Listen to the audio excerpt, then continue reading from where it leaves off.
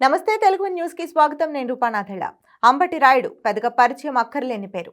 Professional cricketer గా మొదలై ఇప్పుడు రాజకీయాల్లోకి ప్రవేశించారు.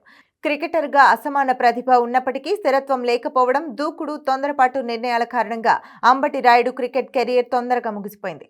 మంచి ప్రతిభ కలిగిన క్రికెటర్ గా క్రీడాభిమానులకు చిరపరిచితుడైన అంబటి రాయుడు తన క్రికెట్ కెరీర్ ను తొందరపాటు నిర్ణయాలతో, దుందుడుకు పోకడలతో చేజేతులారా నాశనం చేసుకున్నాడు.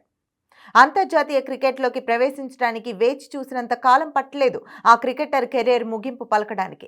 ఎంత ప్రతిభ ఉన్నా అతడిలో నిలకడలేనితనం కారణంగా అతడి క్రికెట్ కెరీర్ అర్ధాంతరంగా ముగిసింది. ఆ తర్వాత ఆయన రాజకీయాల్లో ప్రవేశించారు. అక్కడ అంతే, నిలకడ లేకపోవడం, స్థిరత్వం కొరవడంతో తొలి అడుగులోనే తడబడ్డాడు. ఇంకా స్పష్టంగా చెప్పాలంటే జారిపడ్డాడు. క్రికెట్ కెరీర్కు ముగింపు పలికిన తరువాత అంబటి రాయుడు గుంటూరు లోక్సభ నియోజకవర్గం నుంచి బరిలోకి దిగాలన్న లక్ష్యంతో అడుగులు వేశాడు.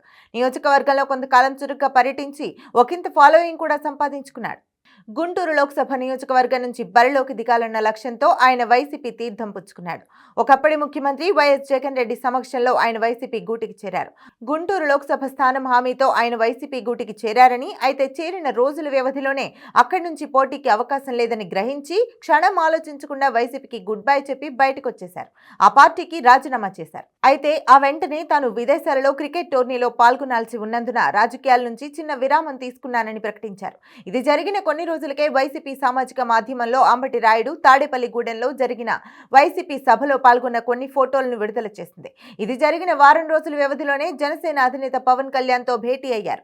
దీంతో అంబటి రాయుడు జనసేన తీర్థం పుచ్చుకున్నారంటూ వార్తలు వినిపించాయి. ఆ తర్వాత కొద్ది రోజులకే ఆయన మళ్లీ వైసీపీలో చేరనున్నట్లు సంకేతాలిచ్చారు. సిద్ధం అంటూ చేసిన ట్వీట్ ద్వారా అప్పట్లో జగన్ సిద్ధం సభలకు సై అన్న సంకేతాలను ఇచ్చారు. ఇటువంటి నిలకడలేనితనంతో ఆయన తొలి అడుగులోనే రాజకీయాలలో ఒక జోకర్ గా ముద్రపడ్డారు. దీంతో గత ఎన్నికల ముందు అటు వైసీపీ కానీ ఇటు జనసేన కానీ ఆయనను పెద్దగా పట్టించుకోలేదు. సరే, అది వదిలేస్తే ఇప్పుడు అంబటి రాయుడు కమలం గుటికి చేరడానికి ప్రయత్నాలు చేస్తున్నారు.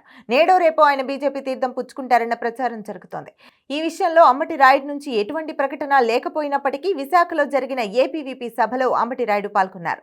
ఈ సందర్భంగా అంబటి రాయుడు బీజేపీకి మద్దతుగా మాట్లాడారు. అంతేకాదు, దేశం కోసం పనిచేసే పార్టీ బీజేపీ మాత్రమేనంటూ పొగడ్తల వర్షం కురిపించేశారు.